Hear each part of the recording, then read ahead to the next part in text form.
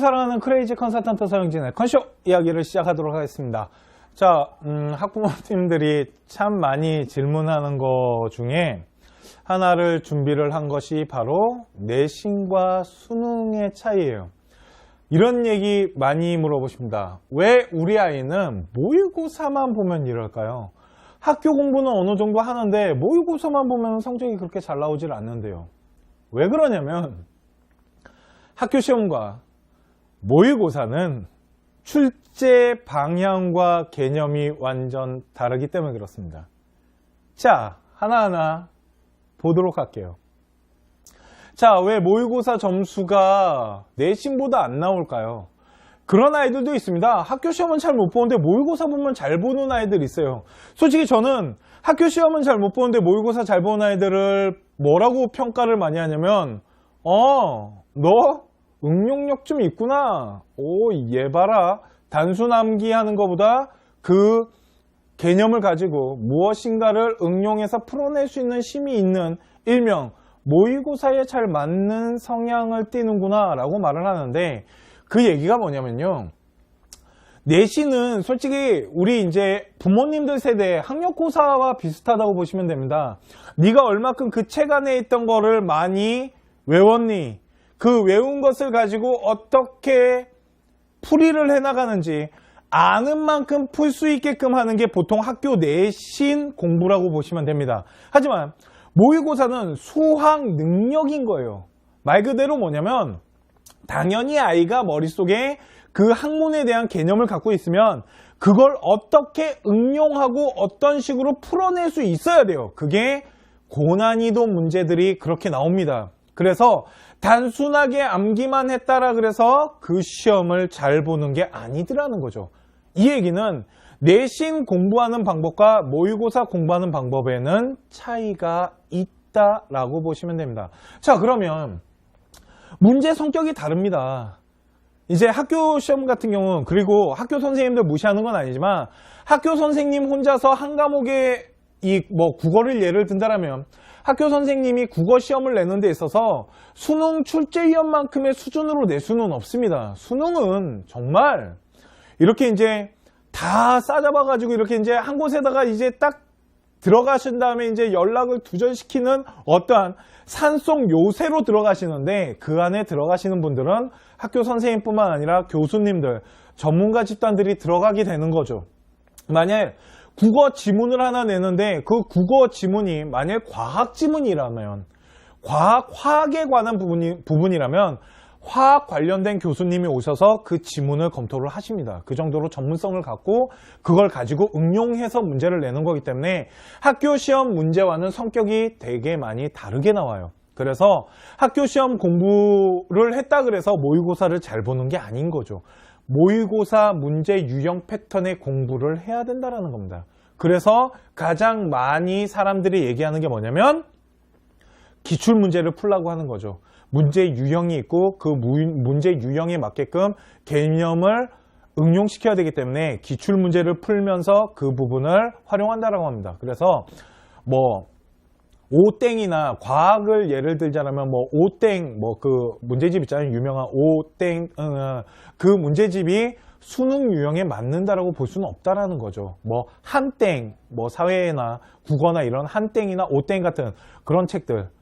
그런데 자이땡이 있잖아요. 그건 기출문제 갖고 만든 문제집입니다. 그렇기 때문에 모의고사에는 한땡이나 오땡 책보다는 자이땡 책이 훨씬 낫다라는 거죠. 이런 식으로 기출문제를 통해서 그것을 문제를 풀어내는 유형 패턴, 이런 거를 공부를 좀 해야 되는 게 모의고사예요. 그러니까 학교 시험과 모의고사는 출제 방향과 성격이 다르다라고 보시면 돼요. 학교 시험은 학력고사와 좀 비슷하다라면 정시 이 모의고사는 수학 능력인 겁니다. 아이가 얼마큼 그거를 응용해내고 얼마큼 잘 풀어낼 수 있는지, 그리고 난이도 조절이란 걸 하잖아요. 고난이도 문제 좀 고득점 사탐 탐구로 치자라면 3점짜리 문제 같은 경우는 그냥 그 개념을 안다고 풀 수 있는 게 아닙니다. 그러니까 그런 부분들, 그러니까 학교 시험 문제와의 수준 차이가 난다. 수준 차이가 난다라기보단 문제 성격이 좀 많이 다르다라고 보시면 되고요.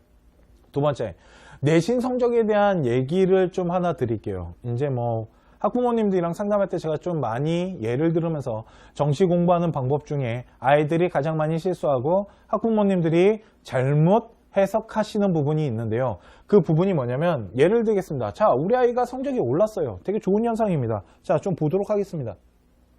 우리 아이가 성적이 올랐대요. 자, 그런데 수학 성적의 사례를 하나 보여드릴게요. 정말 성적이 오른 건지, 모의고사와 학교 내신은 어떤 식으로 분석해야 되는지 그 부분에 대해서 수학 성적 사례를 가지고 보여드리겠습니다.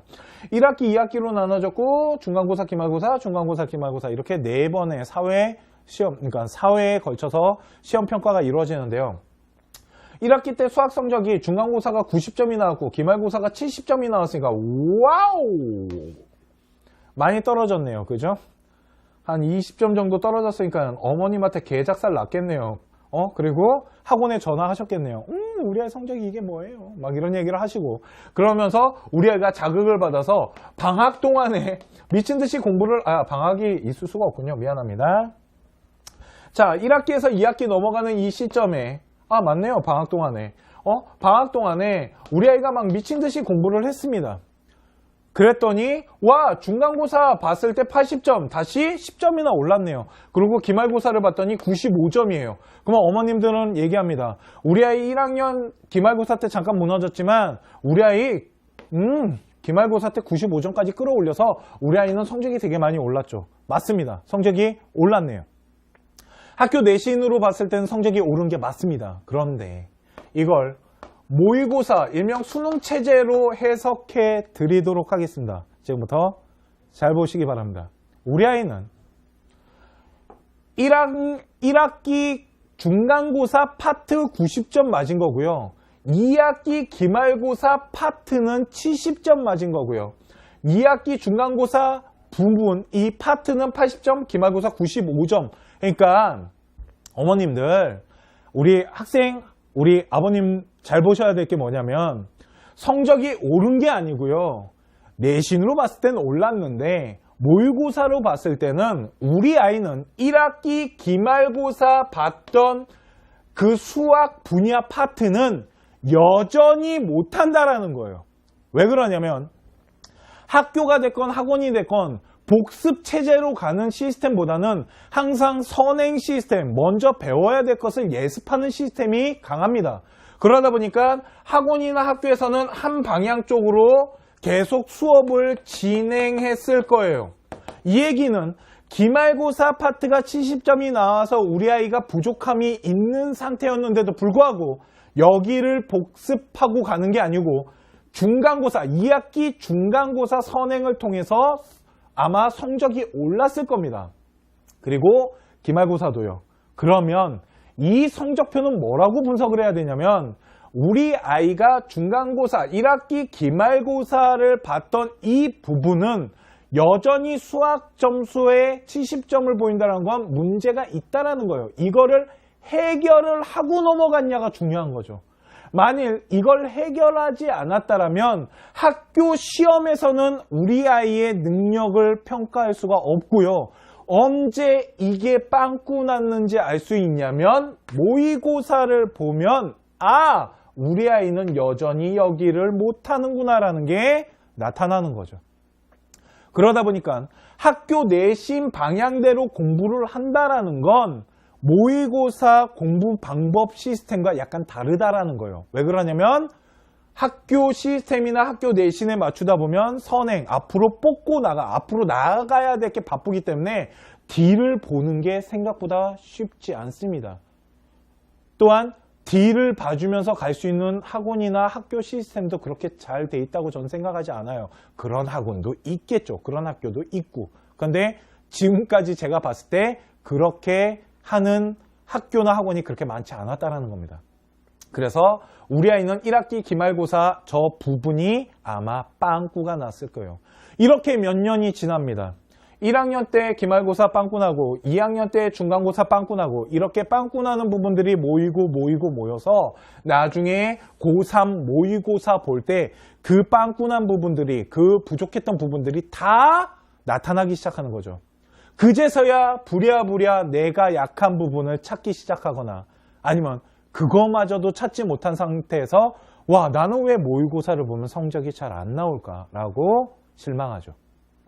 이게 학교 성적표와 학교 성적표를 통한 모의고사를 분석하는 방법이 다르다라는 겁니다. 그렇기 때문에 우리 아이가 이거는 국어뿐만 아니라 영어, 수학 모든 과목이 똑같아요. 탐구는 좀 뺄게요. 탐구도 마찬가지긴 하지만 특히 수학은 이런 빵꾸난 부분이 많으면 많을수록 수포자가 될 확률이 높아지는 겁니다. 나중에 저거를 몰아서 하려니까 엄두가 안 나는 거죠. 학교 내신 공부는 학교 내신 공부대로 해야 되고 복습은 복습대로 하다 보니까 학습량이 많아지고 또한 기본 부분이 안 돼 있다 보니까 고학년으로 올라가면서 문제풀이가 되지 않다 보니까 수포자라는 게 대거 발생하다라는 겁니다. 솔직히 문과 학생들, 우리 수학하고 있는 학생들 점검해 보잖아요. 복습 파트 이 뒷부분을 점검해 보면 제대로 되지 않은 부분이 생각보다 되게 많고 되게 많이 그러니까 부족함을 나타내는 경우가 많고요. 그런 학생들을 모아놓고 데이터를 해보면 수포자들이 많더라는 겁니다. 그렇기 때문에 성적표를 분석했을 때 우리 아이는 성적이 오른 게 아니고요. 기말고사 파트를 어떻게 보강할지 그거를 계획을 잡아야지 모의고사 정시에서 밀리지 않습니다. 이해 가시나요? 네, 이 얘기를 하고 싶었습니다. 뿐만 아니라 다시 말씀드리지만 모의고사와 학교 내신 문제는 다른 방향으로 출제되고 있다는 부분도 학교 선생님들이 아무리 열심히 내셔도 수능 시험만큼 문제를 낼 수는 없습니다.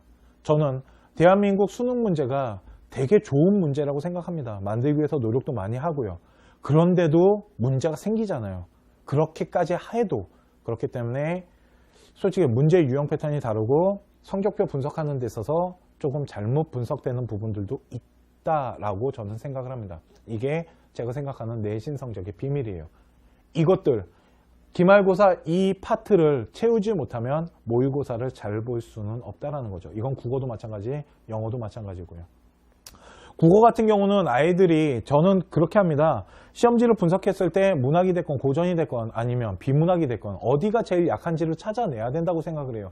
특히 비문학 같은 경우는 국어 선생님들한테 정말 많이 물어봅니다. 비문학을 잘하는 방법이 뭡니까? 정말 많은 선생님들이 저한테 준 답 중에 하나가 뭐냐면 초등학교 5학년 때부터 책을 많이 읽으면 됩니다. 어린 시절에 책을 많이 읽은 아이들이 비문학이 강하죠. 그렇다고 지금 고등학교 우리 아이를 초등학교로 돌려보낼 수는 없지 않습니까? 그런데 그만큼 비문학은 하루아침에 만들어내기 힘들다라는 게 지금 선생님들이 저에게 준 답이거든요. 그러니까 만일 우리 아이가 중학생인데 비문학 부분을 지금 못하고 있다면 지금 빨리 잘 챙겨야 된다는 거예요. 그러니까 우리 아이가 뭘 못하는지를 찾으시라는 거죠. 그게 모의고사에서 승리할 수 있는 하나의 방법입니다. 자, 그러면 모의고사 준비는 어떻게 해야 될까요? 제가 생각하는, 우리 컨쇼가 생각하는 모의고사는 선행이 아닌 복습입니다. 솔직히 저는 선행을 할 수 있는 아이들은 정해져 있다고 봐요. 나는 솔직히 선행을 우리 아이들이 그렇게 많이 할 필요가 있나라는 생각을 해요. 또한 정말 뭐 학원이나 학교에서 선행, 좋아, 학원에서 선행을 그렇게 많이 했다가 칩시다. 그러면은 선행을 했으면은 성적이 나와야 될 거 아니에요. 그런데 또 성적이 나오진 않아. 웃기지 않습니까?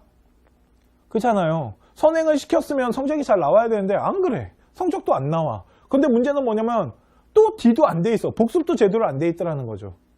저는 선행은 어떤 아이들이 하냐면 정말 상위권 아이들이 한다라고 생각을 합니다. 이런 거죠. D가 더 이상 볼 게 없는 거죠. 뒷부분이 볼 게 없으니까 할 게 없으니까 앞을 가는 걸 거 아니에요. 할 게 없어서 앞을 가야지 할 게 많은데 앞을 가서는 안 된다라는 게 제 교육 철학이에요. 그래서 컨쇼 같은 경우는 아이들을 학습하거나 학습 지도를 하는 데 있어서 선행 그렇게 따지지 않습니다. 뒷부분을 점검하면서 가는 걸 훨씬 중요시하는 저다 보니 하여튼 그래요. 그래서 모의고사 준비하는 데 있어서 정말 중요한 거는 복습입니다. 우리 아이가 어디가 부족하고 어떤 부분을 채워야 되는지 앞보다는 뒤를 보고 가는 게 되게 중요하다라고 생각을 하고요. 두 번째, 선행을 하는 학생들이 진짜 학원이 움직이는 엄마 부대들이라는데요. 이게 아까 말씀드린 그겁니다. 너무 빨리 말했네요. 솔직히 엄마들 때문이라고 생각해요. 어머님들이 학원에다가 쫍니다. 선행해달라고. 우리 아이가 정말 선행을 할 수 있는지를 한번 생각해 보세요. 옆집 어머님이 미쳤나봐. 옆집 어머님이 그 엄친아 아들이 선행 나간다고 우리 아이가 선행을 하는 건 아니라는 거죠. 정말 우리 아이가 선행을 할 수 있는 능력이 되는지 한번 정말 냉정하게 생각해 보십시오. 선행보다 복습이 훨씬 지금 중요한 시점이 될 수도 있어요. 특히 예비고 어머님들한테 얘기 드립니다. 예비고 어머님들 지금 다들 학원에서 그런 얘기 합니다. 이제 고등학교 거를 선행하겠다고. 잘 생각하십시오. 정말 우리 아이가 고등학교 걸 선행할 수 있는 실력인지. 고등학교 거 아닌 지금 중학교 걸 다시 봐야 되는 아이들이 저는 더 많다고 생각을 합니다. 당연히 고등학교와 중학교 연계됩니다. 그렇기 때문에 고등학교 거 가르치면 중학교 것도 된다라고 생각은 하지만 전 그렇게 생각하지 않아요. 그래서 수포자가 생긴다고 생각하거든요. 밑에 거부터 하셔야 됩니다. 밑에 게 됐을 때 위에 거를 할 수 있는 거거든요. 그러니까 우리 아이가 진짜 예비고 이제 고등학교 올라가는 아이들 정말 우리 아이가 냉정하게 판단해 보십시오. 중학교 1학년, 2학년, 3학년 걸 어느 정도 해내고 있었는지. 우리 아이가 중학교 다닐 때 수학이 만일 50점, 60점이었는데 고등학교 선행을 한다? 전 잘 모르겠습니다. 그게 진짜 선행이 필요한 아이인지. 아닙니다. 복습을 하셔야 됩니다. 이거는 모의고사를 떠나가지고 복습의 중요성에 대해서 말씀을 드리는 거예요. 우리 아이가 선행을 할 수 있는 능력을 만들어 놓고 선행을 하시라는 거죠. 그러니까 한번 잘 생각해 보십시오. 선행이 정말 중요한 건지. 하여튼 제 생각은 그렇습니다. 나 또 싫어요. 엄청 많이 달리겠네요. 자, 탐구 과목 준비에 대한 컨쇼의 의견을 이제 하나 말씀드릴게요. 그런 얘기를 많이 합니다. 제가 옛날에 이제 사회 탐구 강사였다 보니까 이제 그런 질문들을 많이 해요. 탐구는 도대체 언제 해야 되나요? 탐구는 솔직히 고등학교 1학년 때 하는 건 솔직히 좀 오바라고 생각합니다. 저도 모의고사를 준비하는 데 있어서. 그런데 언제 시작해야 되냐면 고등학교 2학년 때는 시작하셔야 돼요. 고등학교 2학년 3월이 지나가고 내가 잘할 수 있는 과목, 걷다가 이제 그런 것도 많이 물어보죠. 탐구는 도대체 뭘 선택해야 되나요? 그거는 저희 컨쇼 방송 한번 찾아보십시오. 옛날에 한번 찍어놓은 적이 있는데 팁을 드리자면 첫 번째, 학생이 좋아하는 거 하셔야 된다. 우리 아이가 좋아하는 거. 우리 아가들아, 네가 좋은 걸 해. 경제는 하지 말라는데요. 경제는 솔직히 하면 안 되는 과목이라고. 네가 좋으면 하라고. 내가 그거 좋아. 세계지리, 경제 이렇게 몇 명 안 하는 거 잘못하면 안 된다는데요. 네가 잘하면 해. 그런데 만일 내가 진짜 잘하거나 내가 좋아하는 게 없잖아. 그때 인원 많은 거 하라고. 그 얘기를 하는 겁니다. 걷다가 과탐 같은 경우는 지구과학이랑 생명 이렇게 두 개의 과목을 선택하는 아이들이 있는데 잘 생각하십시오. 왜 이렇게 두 개 선택하지 말라고 할까요? 화학이랑 물리를 왜 꼭 하나를 집어넣으라고 할까요? 다 이유가 있지 않을까요? 이 백분위 계산을 한번 해보십시오. 백분위 분포대로 좀 보시면 제가 무슨 말 하는지 알 수 있으실 겁니다. 생활윤리나 사회문화를 많이 하는 이유는 그만큼 아이들이 많이 하고 못하는 아이들이 밑에 베이스가 많이 깔려있기 때문에 그런 거예요. 많이 지원하는, 그러니까 많이 하는 과목이 백분위 따기가 솔직히 좀 좋은 게 사실이거든요. 그래서 그렇게 얘기하는 건데 제일 중요한 건 뭐냐면 많이 하는 걸 하는 게 아니고요. 우리 학생이 좋아하는 걸 하는 겁니다. 내가 잘할 수 있는 거. 그 다음에 없으면 아이들이 많이 하는 거를 해야겠죠. 예, 그게 탐구 과목을 선택하는 거고 왜 고등학교 2학년 때 시작을 해야 되냐면 이런 겁니다. 보통 학생들을 만나가지고 물어봐요. 너 탐구 언제 할 거야? 그러면 다들 뭐라 하냐면 고3 때 한답니다. 고3 때 시작하면 되죠. 그런데 하나 말해주면 아까 말씀드렸죠. 탐구는 학교 시험이 아닙니다. 탐구 늦게 시작했다가 발목 잡히는 아이들 생각보다 되게 많아요. 그 이유가 뭐냐면 탐구 같은 경우는 이런 겁니다. 정말 어려워요. 3점짜리 고난이도는 여러분들이, 그러니까 우리 학생들이 풀 수 있게끔 쉽게 내지 않습니다. 제가 그런 얘기를 해요. 3점짜리 문제인데 만일 네가 풀었는데 겁나 쉽잖아? 야, 그거 답 아니야. 제발 의심이라도 해. 너 함정 빠진 거야. 3점짜리 고난이도 어떻게 내냐면요. 두 가지 방법입니다. 첫 번째, 더럽게 어렵게 내거나 두 번째, 함정을 팝니다.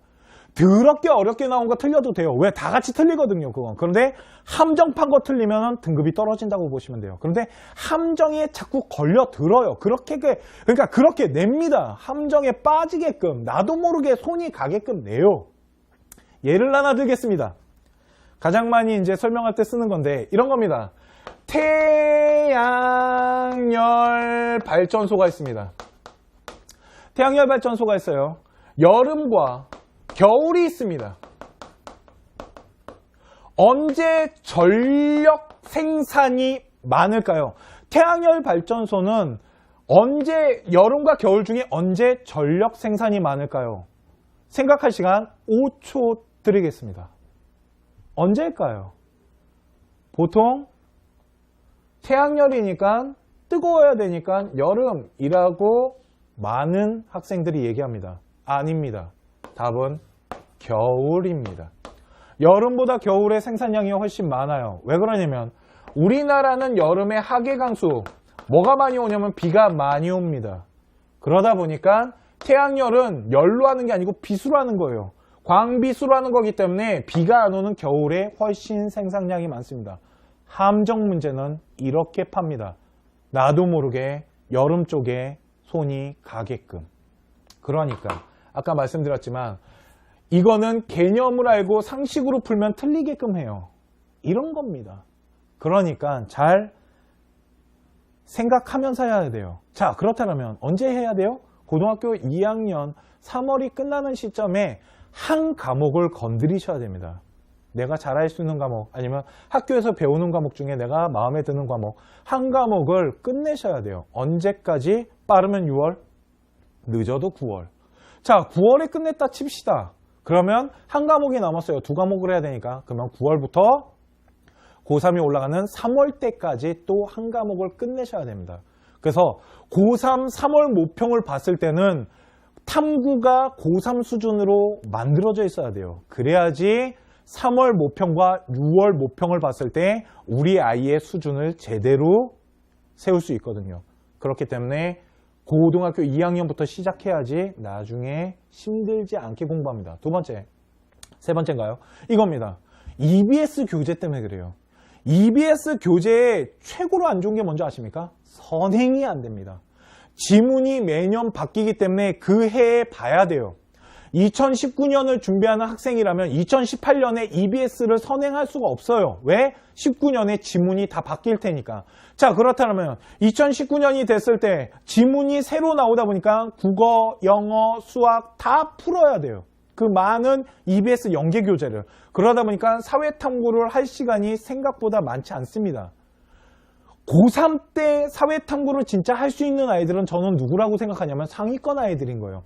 상위권 아이들은 국어나 영어나 수학이 어느 정도 기본이 다 돼 있거든요. 그러니까 시간적 여유가 남으니까 사회탐구할 시간, 과학탐구할 시간이 있는 거예요. 그런데 만일 내가 그런 성적이 안 된다라면 미리 하셔야 돼요. 고등학교 1학년이나 2학년 때 미리 탐구라는 거 발모된 거 안 잡히게 다 준비를 해야 되고, 탐구라는 과목은 2학년 수준이라는 게 없습니다. 솔직히 제가 사회를 가르치다 보니까 사회를 좀 많이 분석하는데 생활윤리라는 과목을 아이들이 많이 하는 이유 중에 하나가 뭐냐면 고등학교 2학년 모의고사 생활윤리 시험지를 보면 정말 쉽습니다. 그러다 보니까 막 다 해요. 쉬우니까. 그런데 고3 때 왜 성적이 안 나오냐는 거예요. 왜 그러냐면 고등학교 2학년이랑 고등학교 3학년 생활윤리 탐구 시험지 보십시오. 완전히 난이도가 달라요. 고등학교 3학년이 되면 사상가들이 들어가면서 문제 난이도를 되게 어렵게 꼽니다. 쉽게 말해서 이런 거죠. 2학년 때는 뭐 사형제도에 대해서 기본적인 걸 물어봤다면 3학년이 되면서 칸트와 공리주의에다가 그걸 응용시키죠. 그렇기 때문에 아이들이 헷갈리고 틀려하는 겁니다. 그래서 3학년이 돼서 생활윤리 해봤더니 와, 만만치 않더라는 거죠. 그리고 성적이 안 나와요. 그러니까 고등학교 2학년 때부터 3학년 수준으로 해야 됩니다. 과탐? 마찬가지예요. 고등학교 2학년 그런 거 없어요. 탐구는 다 3학년 수준으로 시작하고 3학년 수준으로 공부를 해야 된다는 겁니다. 그렇기 때문에 시간이 오래 걸리고 고난이도를 풀 수 있으려면 2학년 때 시작하십시오. 그래야 됩니다. 하여튼 고등학교 3학년 때 시작하지 생각보다 그렇게 쉽지 않을 겁니다. 고등학교 3학년 때 해도 되는 아이들이 있겠지만 해서는 안 되는 학생이 저는 더 많다고 생각을 해요. 그러니까 탐구에 대한 부분도 좀 잘 보시고요. 모의고사, 정시를 준비하시는 학생이나 아니면 최저를 맞추기 위해서 탐구 좋잖아요. 한 과목만 들어가는 최저 학교들도 많은데. 그러니까 이 부분도 꼭 잘 봐두셨으면 하는 작은 바람이 있네요. 자, 입시에서 정시의 비중에 대해서 설명을 해드리겠습니다. 자, 정시 입시에서 가장 기본적인 건 7대3의 비율이 진실입니다. 자, 7이 수시예요. 압니다. 70% 정도로 수시로 뽑고 30%를 지금 정시로 뽑고 있고, 정시는 비율이 점점 낮아져서 지금 한 20%대까지 내려갔다라고 알고 있어요. 그런데 정말 우리 아이가 수시 70% 안에 집어넣을 수 있는 아이인지를 잘 분석하십시오. 이거는 제가 입시에 대해서 워낙 많은 얘기, 우리 아이 왜 떨어질까요? 수시 방송에서도 정말 누차 말씀드렸습니다. 저 70이라는 거에는 학생부 종합과 교과 전형과 논술, 뭐 적성 이런 것들이 다 들어가 있습니다. 그런데 가장 많은 비중을 가지고 있는 게 뭐냐면 학생부 종합전형 40%예요. 거의 한 40% 정도 뽑는데 우리 아이가 학생부 종합전형을 집어넣을 수 있는 아이인지를 한번 분석해 보십시오. 내신 등급도 어느 정도 만들어져 있어야 되고 비교과도 좀 잘 만들어져 있어야지 그 40% 안에 우리 아이가 들어가는 겁니다. 만약 이 40%가 없는데 우리 아이가 내신이 낮다라면 교과 전형 10%도 날아가요. 그럼 우리 아이가 할 수 있는 거는 몇 프로 안 되는 논술과 적성밖에 안 남는 겁니다. 정말 냉정하게 우리 아이가 수시 70%에서 몇 %를 갖고 오는지를 한번 잘 계산해 보셔야 됩니다. 어떻게 보면 학생부 종합 빼놓고는요, 정시보다 비율이 높지 않을 수도 있어요. 논술이 정시 인원보다 많지 않습니다. 그렇기 때문에 정시 무시하지 마십시오. 그리고 컨설턴트들도 보통 정시를 가장 기본적으로 보는 경우도 많습니다. 안 그러신 분들도 있겠지만 그렇기 때문에 정시에 대해서 모의고사에 대해서 한번 잘 생각하시고요. 특히 지방. 제가 지방 우리 컨쇼가 지방 이제 학생들을 많이 하다 보니까 만날 때마다 느끼는 게 뭐냐면 학생부 만들어 놓고 뭐 내신 등급 만들어 놨는데 정시 너무 못 봐서 발목 잡히는 경우, 최저 못 맞추는 경우 제가 너무 많이 봐서 그렇습니다. 절대 정시를 너무 소홀히 하셔서는 안 됩니다. 수시의 기준서는 뭐냐면 자 이런 겁니다. 6월, 9월 모평이 끝났습니다. 9월 모평이 끝나고 가채점을 가지고 우리 아이가 대학 레벨 수시를 이제 지원을 하셔야 돼요. 자, 어디부터 집어넣으시겠습니까? 우리 아이 수시 어디부터 집어넣으실 건지 그 기준선이 바로 정시라는 겁니다. 만약 우리 아이가 9월 모평 점수랑 6월 모평 점수를 분석했을 때 만일 뭐 경희대학교를 간다라고 했을 때 그러면 수시 같은 경우는 경희대학교부터 넣던지 아니면 그 위 학교부터 집어넣는 게 맞는 겁니다. 왜 그러냐면 수시 다 떨어졌을 때 정시로 대학교를 보험 들어서 받쳐놓고 가야 되거든요. 수시의 기준서는 솔직히 두 가지가 있습니다. 첫 번째는 정시, 모의고사 수능이고요. 두 번째는 교과 전형인 겁니다. 그런데 교과 전형도 최저가 있기 때문에 그것도 정시와 연관성이 있습니다. 그 정도로 정시가 직접적인 영향력을 안 주더라도 간접적인 영향력을 주는 경우도 되게 많기 때문에 수능에 대한 준비는 버린다라는 건 생각보다 그렇게 쉬운 일이 아닙니다. 자, 오늘 정시, 그러니까 내신과 정시에 대해서 그 차이와 정시에 대한 부분을 좀 설명을 해드렸는데요. 자, 우리 아이가 내신은 잘 나오는데 정시, 모의고사만 보면은 못 본다. 이유가 있는 겁니다. 그 얘기는 모의고사 준비를 안 하고 있는 거예요. 모의고사 준비 시스템이 되어 있는 교육기관이 그렇게 많지 않다고 저는 알아요. 그렇게 알고 있습니다. 아닐 수도 있겠죠, 또. 네. 근데 제가 아시죠? 되게 주관적으로 되게 많이 말하는 거. 하여튼 저는 그렇습니다. 그러다 보니 정시 같은 경우는 솔직히 학생이나 학부모님이 직접 준비하셔야 돼요. 잘 챙겨야 됩니다. 내가 챙기려고 안 하면 안 챙겨줘요. 그러니까 꼭 잘 챙겨야 되는 학생들이 있습니다. 논술 보는 학생, 교과 전형 노는 학생, 정시를 바라보는 학생들. 이런 학생들은 필수라고 보시면 돼요. 나 학생부 종합으로 완전 개 올인할 거예요. 그러면 조금 소홀히 해도 되겠죠. 왜 그러냐면 대신 학생부 종합으로 집어넣을 수 있는 대학의 기준선이 어디냐고. 그거는 결국은 또 정시거든요. 그러니까 그것도 한번 잘 생각해 보시기 바랍니다. 자, 오늘 컨쇼 또 하나의 비법 깜짝 놀라셨죠? 자, 내신과 정시의 차이에 대해서 설명해 드렸고요. 다음 방송은 정시 설명회 2018년 정시 설명회 2부 방송 때 찾아뵙도록 하고요. 일단 수능 끝나고 찾아뵙도록 하겠습니다. 우리 수험생 여러분들 그리고 우리 수험생 여러분들 서포트해주는 우리 학부모님 여러분들 모두 다 파이팅 하시기 바라고요. 수능 잘 봐서 원하는 대학교에 꼭 진학했으면 좋겠습니다. 그게 저희 컨쇼가 우리 회원님들에게 말씀드릴 수 있는 최고의 선물이 아닐까라고 생각합니다. 자, 오늘 방송 여기까지 하도록 하겠습니다.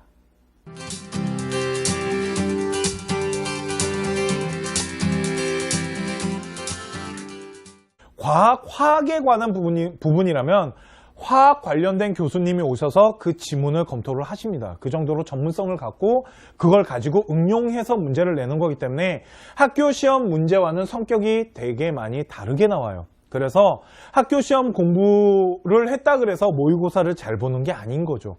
모의고사 문제 유형 패턴의 공부를 해야 된다는 겁니다. 그래서 가장 많이 사람들이 얘기하는 게 뭐냐면 기출문제를 풀라고 하는 거죠.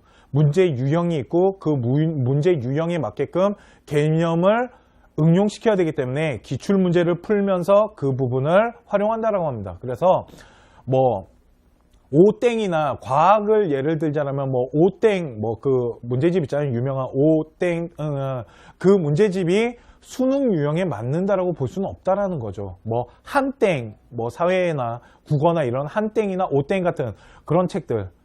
그런데 자이땡 있잖아요. 그건 기출문제 갖고 만든 문제집입니다. 그렇기 때문에 모의고사에는 한땡이나 오땡 책보다는 자이땡 책이 훨씬 낫다라는 거죠. 이런 식으로 기출문제를 통해서 그것을 문제를 풀어내는 유형 패턴 이런 거를 공부를 좀 해야 되는 게 모의고사예요. 그러니까 학교 시험과 모의고사는 출제 방향과 성격이 다르다라고 보시면 돼요. 학교 시험은 학력고사와 좀 비슷하다라면 정시 이 모의고사는 수학 능력인 겁니다. 아이가 얼마큼 그거를 응용해내고 얼마큼 잘 풀어낼 수 있는지. 그리고 난이도 조절이란 걸 하잖아요. 고난이도 문제 좀 뭐 고득점 뭐 사탐 뭐 탐구로 치자라면 3점짜리 문제 같은 경우는 그냥 그 개념을 안다고 풀 수 있는 게 아닙니다. 그러니까 그런 부분들. 그러니까 학교 시험 문제와의 수준 차이가 난다. 뭐 수준 차이가 난다라기보단 문제 성격이 좀 많이 다르다라고 보시면 되고요. 두 번째, 내신 성적에 대한 얘기를 좀 하나 드릴게요. 이제 뭐 학부모님들이랑 상담할 때 제가 좀 많이 예를 들으면서 정시 공부하는 방법 중에 아이들이 가장 많이 실수하고 학부모님들이 잘못 해석하시는 부분이 있는데요. 그 부분이 뭐냐면 예를 들겠습니다. 자, 우리 아이가 성적이 올랐어요. 되게 좋은 현상입니다. 자, 좀 보도록 하겠습니다. 우리 아이가 성적이 올랐대요. 자, 그런데 수학 성적의 사례를 하나 보여드릴게요. 정말 성적이 오른 건지. 모의고사와 학교 내신은 어떤 식으로 분석해야 되는지 그 부분에 대해서 수학 성적 사례를 가지고 보여드리겠습니다. 1학기, 2학기로 나눠졌고 중간고사, 기말고사, 중간고사, 기말고사 이렇게 4번의 사회 시험, 그러니까 사회에 걸쳐서 시험 평가가 이루어지는데요. 1학기 때 수학 성적이 중간고사가 90점이 나왔고 기말고사가 70점이 나왔으니까 와우! 많이 떨어졌네요. 그죠? 한 20점 정도 떨어졌으니까 어머님한테 개작살 났. 시험 문제와의 수준 차이가 난다. 뭐 수준 차이가 난다라기보단 문제 성격이 좀 많이 다르다라고 보시면 되고요. 두 번째, 내신 성적에 대한 얘기를 좀 하나 드릴게요. 이제 뭐 학부모님들이랑 상담할 때 제가 좀 많이 예를 들으면서 정시 공부하는 방법 중에 아이들이 가장 많이 실수하고 학부모님들이 잘못 해석하시는 부분이 있는데요. 그 부분이 뭐냐면 예를 들겠습니다. 자, 우리 아이가 성적이 올랐어요. 되게 좋은 현상입니다. 자, 좀 보도록 하겠습니다. 우리 아이가 성적이 올랐대요. 자, 그런데 수학 성적의 사례를 하나 보여드릴게요. 정말 성적이 오른 건지. 모의고사와 학교 내신은 어떤 식으로 분석해야 되는지 그 부분에 대해서 수학 성적 사례를 가지고 보여드리겠습니다. 1학기, 2학기로 나눠졌고 중간고사, 기말고사, 중간고사, 기말고사 이렇게 4번의 사회 시험, 그러니까 사회에 걸쳐서 시험 평가가 이루어지는데요. 1학기 때 수학 성적이 중간고사가 90점이 나왔고 기말고사가 70점이 나왔으니까 와우! 많이 떨어졌네요. 그죠? 한 20점 정도 떨어졌으니까 어머님한테 개작살 났겠네요. 그리고 학원에 전화하셨겠네요. 우리 아이 성적이 이게 뭐예요? 막 이런 얘기를 하시고 그러면서 우리 아이가 자극을 받아서 방학 동안에 미친 듯이 공부를 방학이 있을 수가 없군요. 미안합니다. 자, 1학기에서 2학기 넘어가는 이 시점에 맞네요. 방학 동안에 방학 동안에 우리 아이가 막 미친 듯이 공부를 했습니다. 그랬더니 와, 중간고사 봤을 때 80점 다시 10점이나 올랐네요. 그리고 기말고사를 봤더니 95점이에요. 그러면 어머님들은 얘기합니다. 우리 아이 1학년 기말고사 때 잠깐 무너졌지만 우리 아이 기말고사 때 95점까지 끌어올려서 우리 아이는 성적이 되게 많이 올랐죠. 맞습니다. 성적이 올랐네요. 학교 내신으로 봤을 때는 성적이 오른 게 맞습니다. 그런데 이걸 모의고사, 일명 수능 체제로 해석해 드리도록 하겠습니다. 지금부터 잘 보시기 바랍니다. 우리 아이는 1학기 중간고사 파트 90점 맞은 거고요. 2학기 기말고사 파트는 70점 맞은 거고요. 2학기 중간고사 부분, 이 파트는 80점, 기말고사 95점. 그러니까 어머님들, 우리 학생, 우리 아버님 잘 보셔야 될 게 뭐냐면 성적이 오른 게 아니고요. 내신으로 봤을 때는 올랐는데 모의고사로 봤을 때는 우리 아이는 1학기 기말고사 봤던 그 수학 분야 파트는 여전히 못한다라는 거예요. 왜 그러냐면 학교가 됐건 학원이 됐건 복습 체제로 가는 시스템보다는 항상 선행 시스템, 먼저 배워야 될 것을 예습하는 시스템이 강합니다. 그러다 보니까 학원이나 학교에서는 한 방향, 학교 2학년 3월이 끝나는 시점에 한 과목을 건드리셔야 됩니다. 내가 잘할 수 있는 과목, 아니면 학교에서 배우는 과목 중에 내가 마음에 드는 과목, 한 과목을 끝내셔야 돼요. 언제까지? 빠르면 6월, 늦어도 9월. 자, 9월에 끝냈다 칩시다. 그러면 한 과목이 남았어요. 두 과목을 해야 되니까. 그러면 9월부터 고3이 올라가는 3월 때까지 또 한 과목을 끝내셔야 됩니다. 그래서 고3 3월 모평을 봤을 때는 탐구가 고3 수준으로 만들어져 있어야 돼요. 그래야지 3월 모평과 6월 모평을 봤을 때 우리 아이의 수준을 제대로 세울 수 있거든요. 그렇기 때문에 고등학교 2학년부터 시작해야지 나중에 힘들지 않게 공부합니다. 두 번째, 세 번째인가요? 이겁니다. EBS 교재 때문에 그래요. EBS 교재의 최고로 안 좋은 게 뭔지 아십니까? 선행이 안 됩니다. 지문이 매년 바뀌기 때문에 그 해에 봐야 돼요. 2019년을 준비하는 학생이라면 2018년에 EBS를 선행할 수가 없어요. 왜? 19년에 지문이 다 바뀔 테니까. 자, 그렇다면 2019년이 됐을 때 지문이 새로 나오다 보니까 국어, 영어, 수학 다 풀어야 돼요. 그 많은 EBS 연계 교재를. 그러다 보니까 사회탐구를 할 시간이 생각보다 많지 않습니다. 고3 때 사회탐구를 진짜 할 수 있는 아이들은 저는 누구라고 생각하냐면 상위권 아이들인 거예요. 상위권 아이들은 국어나 영어나 수학이 어느 정도 기본이 다 돼 있거든요. 그러니까 시간적 여유가 남으니까 사회탐구할 시간, 과학탐구할 시간이 있는 거예요. 그런데 만일 내가 그런 성적이 안 된다라면 미리 하셔야 돼요. 고등학교 1학년이나 2학년 때 미리 탐구라는 거 발모된 거 안 잡히게 다 준비를 해야 되고, 탐구라는 과목은 2학년 수준이라는 게 없습니다. 솔직히 제가 사회를 가르치다 보니까 사회를 좀 많이 분석하는데 생활윤리라는 과목을 아이들이 많이 하는 이유 중에 하나가 뭐냐면 고등학교 2학년 모의고사 생활윤리 시험지를 보면 정말 쉽습니다. 그러다 보니까 막 다 해요. 쉬우니까. 그런데 고3 때 왜 성적이 안 나오냐는 거예요. 왜 그러냐면 고등학교 2학년이랑 고등학교 3학년 생활윤리 탐구 시험지 보십시오. 완전히 난이도가 달라요. 고등학교 3학년이 되면 사상가들이 들어가면서 문제 난이도를 되게 어렵게 꼽니다. 쉽게 말해서 이런 거죠. 2학년 때는 뭐 사형제도에 대해서 기본적인 걸 물어봤다면 3학년이 되면서 칸트와 공리주의에다가 그걸 응용시키죠. 그렇기 때문에 아이들이 헷갈리고 틀려하는 겁니다. 그래서 3학년이 돼서 생활윤리 해봤더니 와, 만만치 않더라는 거죠. 그리고 성적이 안 나와요. 그러니까 고등학교 2학년 때부터 3학년 수준으로 해야 됩니다. 과탐? 마찬가지예요. 고등학교 2학년 그런 거 없어요. 탐구는 다 3학년 수준으로 시작하고 3학년 수준으로 공부를 해야 된다는 겁니다. 그렇기 때문에 시간이 오래 걸리고 고난이도를 풀 수 있으려면 2학년 질문들을 많이 해요. 탐구는 도대체 언제 해야 되나요? 탐구는 솔직히 고등학교 1학년 때 하는 건 솔직히 좀 오바라고 생각합니다. 저도 모의고사를 준비하는 데 있어서. 그런데 언제 시작해야 되냐면 고등학교 2학년 때는 시작하셔야 돼요. 고등학교 2학년 3월이 지나가고 내가 잘할 수 있는 과목, 걷다가 이제 그런 것도 많이 물어보죠. 탐구는 도대체 뭘 선택해야 되나요? 그거는 저희 컨쇼 방송 한번 찾아보십시오. 옛날에 한번 찍어놓은 적이 있는데 팁을 드리자면 첫 번째, 학생이 좋아하는 거 하셔야 된다. 우리 아이가 좋아하는 거. 우리 아가들아, 네가 좋은 걸 해. 경제는 하지 말라는데요. 경제는 솔직히 하면 안 되는 과목이라고. 네가 좋으면 하라고.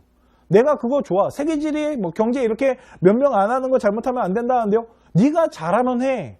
그런데 만일 내가 진짜 잘하거나 내가 좋아하는 게 없잖아. 그때 인원 많은 거 하라고. 그 얘기를 하는 겁니다. 걷다가 과탐 같은 경우는 지구과학이랑 생명 이렇게 두 개의 과목을 선택하는 아이들이 있는데 잘 생각하십시오. 왜 이렇게 두 개 선택하지 말라고 할까요? 화학이랑 물리를 왜 꼭 하나를 집어넣으라고 할까요? 다 이유가 있지 않을까요? 이 백분위 계산을 한번 해보십시오. 백분위 분포대로 좀 보시면 제가 무슨 말 하는지 알 수 있으실 겁니다.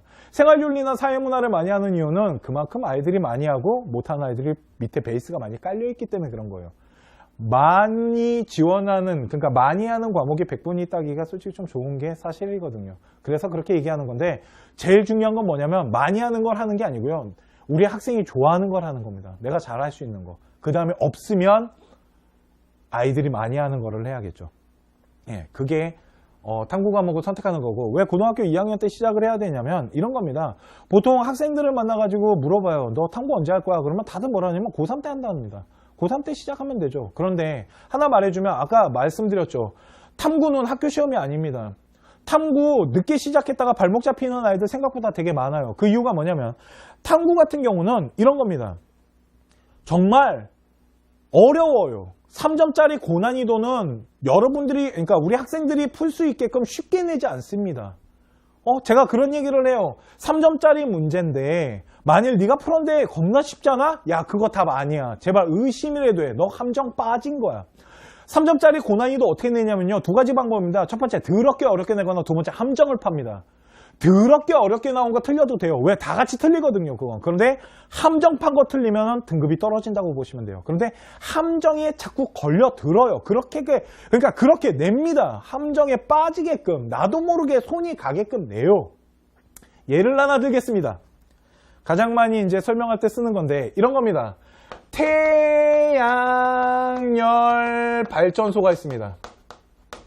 태양열 발전소가 있어요. 여름과 겨울이 있습니다. 찾으시라는 거죠. 그게 모의고사에서 승리할 수 있는 하나의 방법입니다.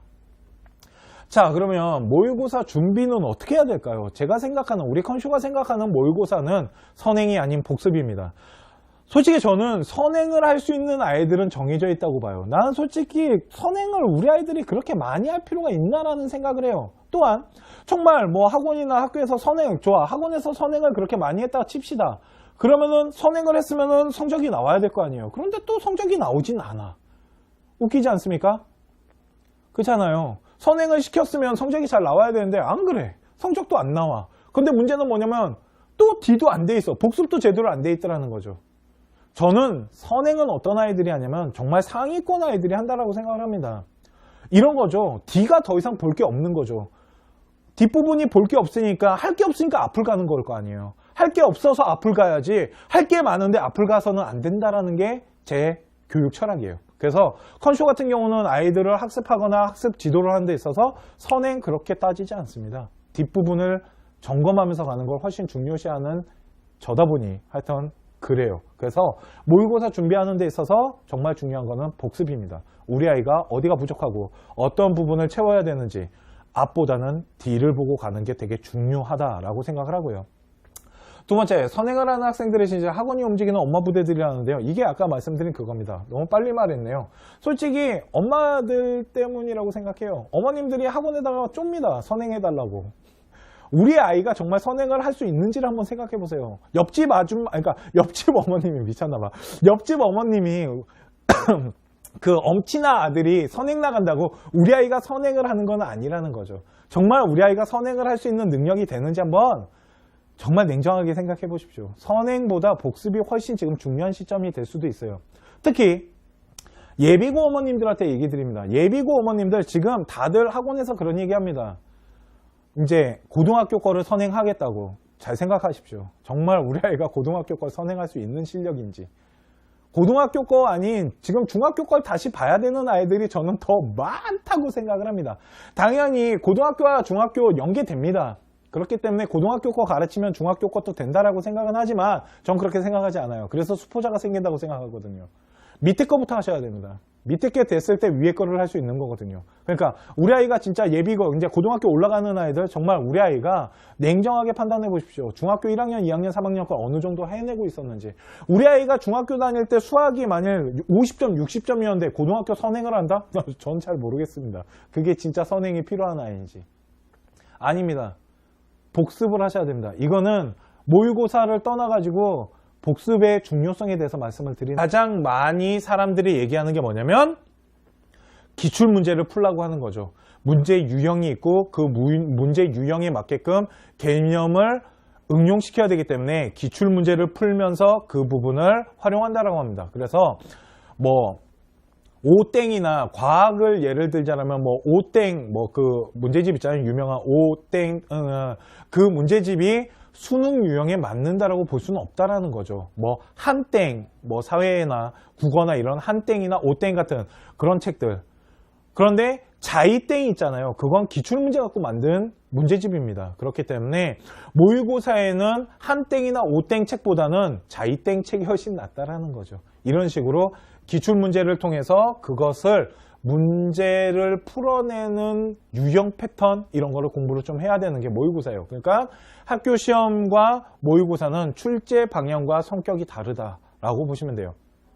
학교 시험은 학력고사와 좀 비슷하다라면 정시 이 모의고사는 수학 능력인 겁니다. 아이가 얼마큼 그거를 응용해내고 얼마큼 잘 풀어낼 수 있는지. 그리고 난이도 조절이란 걸 하잖아요. 고난이도 문제 좀 뭐 고득점 뭐 사탐 뭐 탐구로 치자라면 3점짜리 문제 같은 경우는 그냥 그 개념을 안다고 풀 수 있는 게 아닙니다.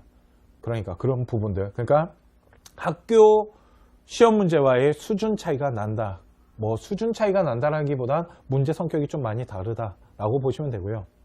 두 번째, 내신 성적에 대한 얘기를 좀 하나 드릴게요. 이제 뭐 학부모님들이랑 상담할 때 제가 좀 많이 예를 들으면서 정시 공부하는 방법 중에 아이들이 가장 많이 실수하고 학부모님들이 잘못 해석하시는 부분이 있는데요. 그 부분이 뭐냐면 예를 들겠습니다. 자, 우리 아이가 성적이 올랐어요. 되게 좋은 현상입니다. 자, 좀 보도록 하겠습니다. 우리 아이가 성적이 올랐대요. 자, 그런데 수학 성적의 사례를 하나 보여드릴게요. 정말 성적이 오른 건지. 모의고사와 학교 내신은 어떤 식으로 분석해야 되는지 그 부분에 대해서 수학 성적 사례를 가지고 보여드리겠습니다. 1학기, 2학기로 나눠졌고 중간고사, 기말고사, 중간고사, 기말고사 이렇게 4번의 사회 시험, 그러니까 사회에 걸쳐서 시험 평가가 이루어지는데요. 1학기 때 수학 성적이 중간고사가 90점이 나왔고 기말고사가 70점이 나왔으니까 와우!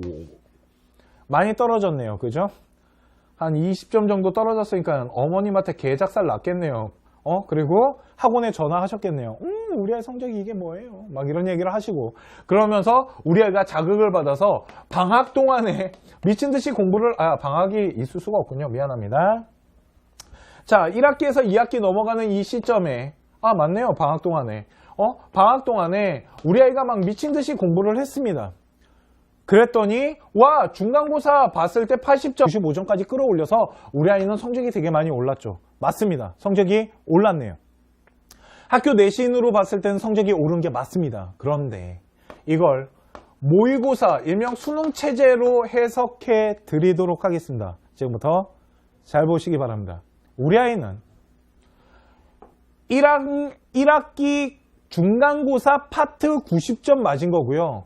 2학기 기말고사 파트는 70점 맞은 거고요.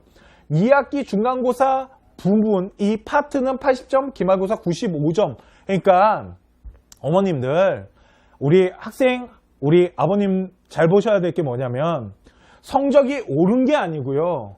내신으로 봤을 때는 올랐는데 모의고사로 봤을 때는 우리 아이는 1학기 기말고사 봤던 그 수학 분야 파트는 여전히 못한다라는 거예요.